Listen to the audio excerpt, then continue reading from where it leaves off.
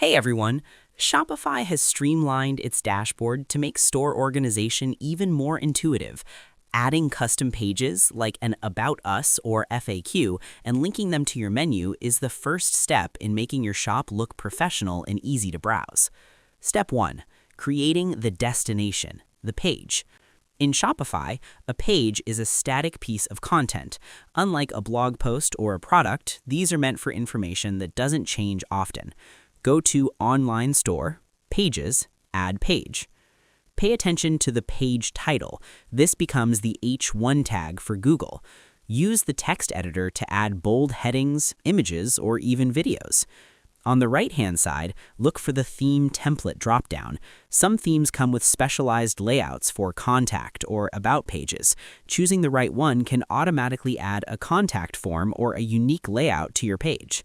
If you aren't ready to go live, you can set it to hidden while you draft the content. Step 2.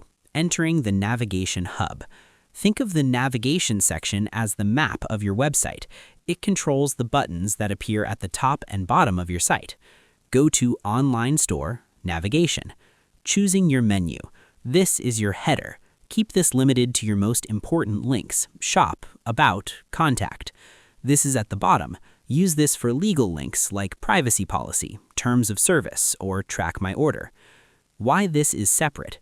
Shopify separates pages from navigation so you can create a page without it immediately appearing on your site, allowing you to build landing pages for specific marketing campaigns. Step 3. Wiring the link, the menu item.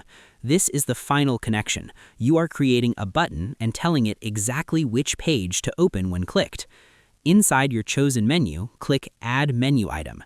Don't type the URL manually. Click the link field, select Pages, and then choose your page from the list. This creates an internal link, which is faster and better for SEO.